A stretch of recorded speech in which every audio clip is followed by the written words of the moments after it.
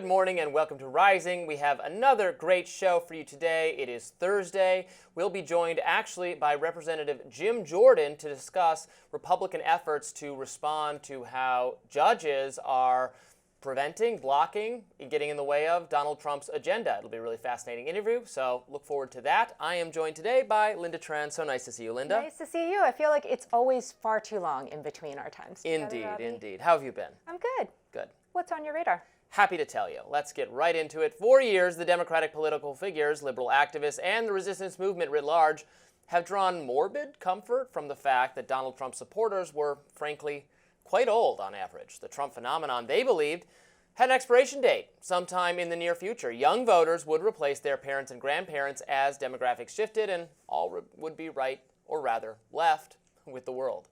The 2024 election has shattered these hopes. Trump's gains with young people are so massive that Gen Z might as well be called Gen Trump.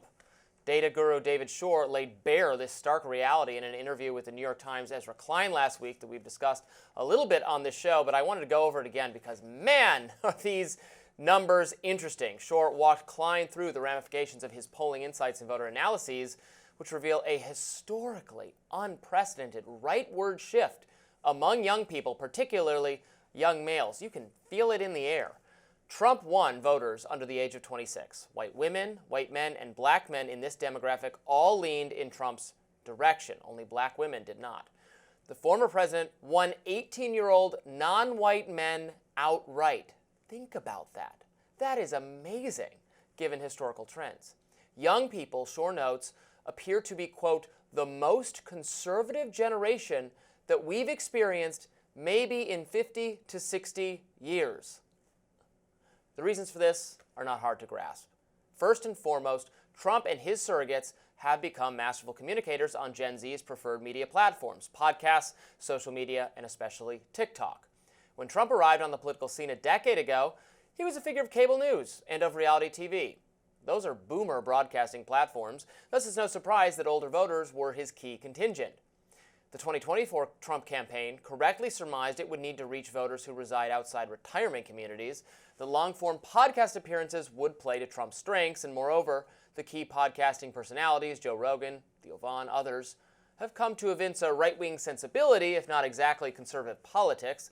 Their vibe is barstool conservatism. That's a phrase coined by the writer Matthew Walter to describe an ethos that is a little bit culturally libertarian like me, i.e. you won't find much opposition to gay marriage and abortion in such circles, and yet decidedly Republican in that it is wholly opposed to the hectoring, self-righteous tone of elite progressivism. And that, ladies and gentlemen, is the other piece of the puzzle.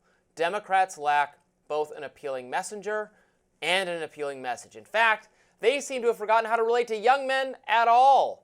For all its current woes, the Democratic Party must blame its cultural gatekeepers, progressive activists, elite media, and the campus radicals who conquered higher education over the course of the 2010s. Young men who came of age in this environment were met with outright hostility by a brand of liberalism that has no place for them, that viewed their very existence as an act of violence. Boys were told to become more feminine to fit in with the times, to make room for traditionally marginalized groups, even as their ranks among the educated elite began to plummet. The Me Too movement, the rise of wokeness, the enforcement of cancel culture, identified, yes, some true bad actors, but also spiraled out of control, resulting in a general atmosphere of persecution against young men. In any other era, teenagers who used offensive language would be disciplined appropriately, hopefully learn from the experience. With the rise of social media, however, it became possible to keep an ongoing log of transgressions and to punish the offenders in perpetuity. Is it any wonder, then, that young men have sought solace in media environments where sports and fitness are well-liked and encouraged, where free speech is celebrated and political correctness is attacked, where it's okay to tell raunchy jokes and think girls are attractive and actually say so, and more importantly, where Trump is cast as a supportive figure? One of the ironclad rules of politics is that young people skew liberal and become more conservative as they age. According to a famous saying, often incorrectly attributed to Winston Churchill, if you're not a liberal when you're 25, you have no heart, and if you're not a conservative by the time you're 35, you have no brain. But Trump has reversed this tendency by winning the hearts of Gen Z. The Democratic Party, on the other hand, has convinced many young males that it hates them.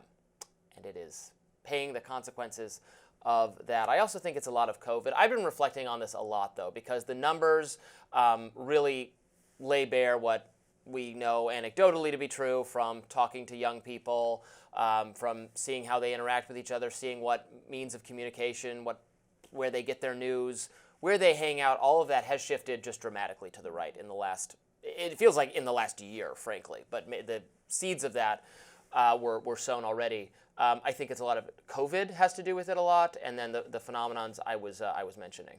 So when you say COVID, you're thinking about restrictions that felt like restrictions on people's lives. I mean, shutting down schools, canceling extracurricular activities. You know, we knew, not at the very beginning, but after a short amount of time, that outdoor recreational activity was very safe, and yet that was still in this city. That was still really frowned upon for really long. The mental health of young people, I think, was completely sacrificed for the physical safety of older Americans. And I think there's a level of resentment there. How much kids, young people, were forced to put up with how isolating that was, how alienating that was, and how much frustration there is. And I think, you know, even though the lockdowns came into being initially under Trump, I think the Democratic Party ended up getting a lot of blame for that, because at its most elite level were the Karen-type shaming people who were like, demanding that you, looking at you in a sinister way if you weren't willing to make that sacrifice in perpetuity. Yeah, look, I think that's a fair assessment. And I think that the Biden administration obviously was also thinking about this, even in the lingo that they used in the aftermath of those early lockdowns, what with hot vac summer clearly appealing to a certain demographic there. Your analysis is really interesting to me. I mean, it's very clear that the Democratic Party has a ton of work to do. And I myself, not surprisingly, have also been thinking quite a lot about why that is and why we've seen such dramatic shifts. I think that you're a mom. But you're a cool mom. I am a cool mom. I need one of those T-shirts. You know, the history shows that there are many things that have happened over the past several decades that have chipped away at the Democratic so-called base over the years. I mean, I would start actually with the Clinton years and some of the policies that he and his administration advocated for that then did things like push away certain members of the labor movement, for example. They've long been the bedrock of the Democratic Party. How about NAFTA type stuff? Exactly. But I also think that there is a overemphasis on a certain segment of the party and their opinions. I'm talking about things like language policing, which I think you and I both agree has really gotten out of control. But also this sense that a relatively small portion of the party, specifically white progressives, really get a chance to define what the priorities are. I saw some really interesting polling that the Financial Times put out that asked questions of Latinos, Blacks, and white progressives. And they were questions like, do you think that national security is important? And by wide margins, the Latino and Black respondents said yes, but white progressives said no. Things like, do you think America is the greatest nation on earth? And by wide margins, Latinos and Black Americans said that they did, but white progressives said no. So absolutely, this is all illustrating my point, right? That there's a very small but large microphone wielding segment of the party that I think has come to really dictate what everybody is quote unquote supposed to think. I completely agree with that, and it's interesting that those people claim to speak for the entire party and claim to speak for minorities and hold far more, I would say, radical views on language policing and describe that as speaking on behalf of the safety and well-being of minority voters who do not hold those views. Right, it's like the far less radical. Exactly. We've had before. Yeah. I mean, I feel like I'm a broken record on this. As you know, I am left of center, and I think that the party has a way of getting back to a better footing, but it runs through economic issues. It runs through the types of concerns that ordinary people have to worry about every single day, whether it is my favorite topic, transportation, how are they getting around, getting to their jobs, getting to the fun things that they want to do, or it's access to jobs at all. And I think that that's part of the thing that the Democratic Party really, really needs to hone in on. Well, I hope they don't listen to you, so they keep living. That's fair. But they should if they know what's good for them. We'll have more Rising right after this. Stay with us.